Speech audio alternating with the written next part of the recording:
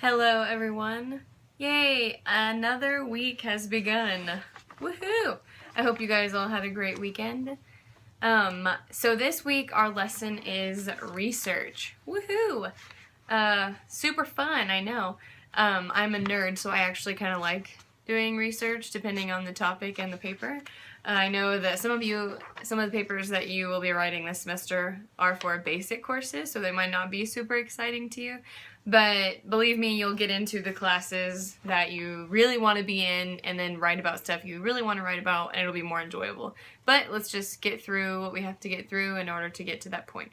I have a lot of resources and papers that I put in this week's lesson for research, but in this video I'm just going to kind of like hit really fast the things that I think are most important.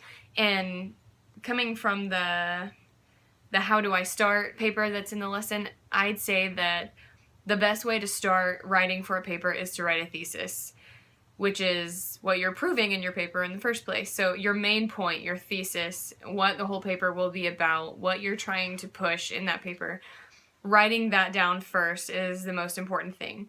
And if you don't know enough about your topic to even write a thesis, then just do enough research or enough reading on the topic to get a thesis down, and you can go back and change your thesis later if you find out new information that makes you think differently. The thesis can always be changed, but just starting out with a thesis in the first place is important. Even if it's not written perfectly, you can adjust it later, but getting something down will help you go a long way. And then also on that paper, I wanted to highlight that as you research and find sources, even if you don't think you're going to use that source you found, take note of it anyway, because you don't really know that later on when you get in your paper that, oh, all of a sudden that piece of information fits here. Or I needed one more source and I could pull that one in. So make sure you document everything you look at, even if you don't think you'll use it. Because I can't tell you how many times I was writing a paper and I came across something, I'm like, oh, I don't need that right now. And then later on, it fit, and I hadn't written down where I got it, and I had to go search through a billion things to try to get back to that thing, that source. So that's a good tip. On my outlining for research document that I have in this lesson, it tells you how, that's the next thing I would do. After writing a thesis, doing this little outline, you don't need a huge outline. I never did that, and that actually would overwhelm me, having to do an outline and make a paper. So this is just a short little outline to kind of get your basic idea for where you're going. And it has you write down a problem, a purpose, and significance for your paper. And the problem and purpose will end up being your intro to your paper. And that also includes your thesis. And then the significance will be your conclusion. So then all you'll be doing is filling in the body, which is the biggest part, but the body is just proving your thesis, which is in your introduction. I don't know if you've ever heard this said before, but the introduction, you tell people what you're going to tell them, and then the body, you tell them, and then in the conclusion, you tell them what you just told them.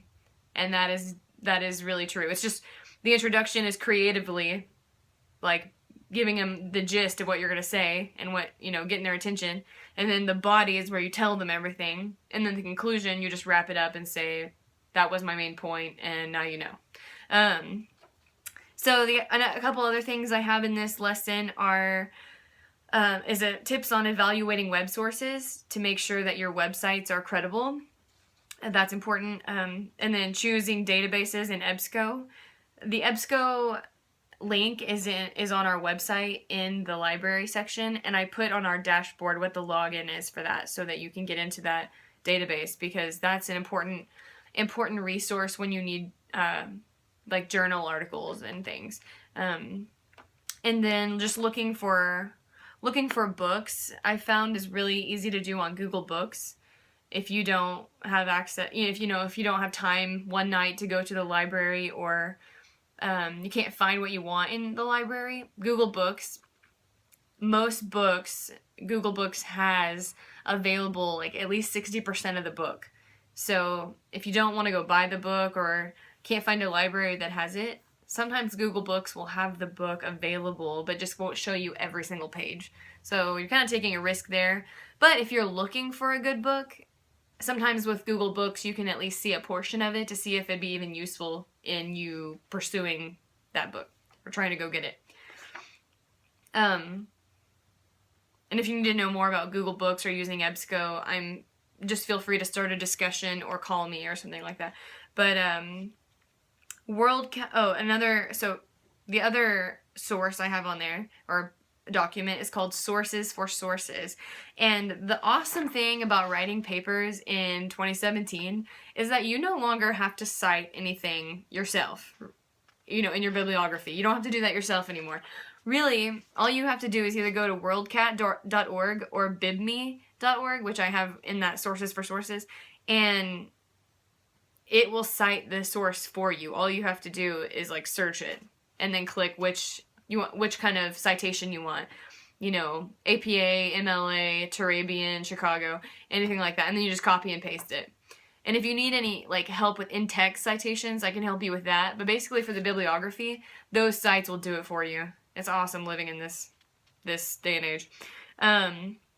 Okay, and then I also started a discussion this week for how many of each source you should have. Sometimes your professors will tell you how much they want of each source, how many articles, how many books, whatever. But I am emphasizing researching general to specific, and it gives you an idea of what sources are general and what sources are specific. So I always love going to commentaries. That's kind of in between, and that's also if you're writing a paper that involves including scripture. But more general sources are your dictionaries and introduction to the Old Testament, stuff like that. And then your more specific are the articles. The articles will hit the topics exactly what your thesis is talking about. It'll hit the nail on the head, and that's why it's really important to have scholarly articles, and professors usually want a lot of those. So if you have any thoughts or questions on that discussion is up, and feel free to start your own discussions if you have questions.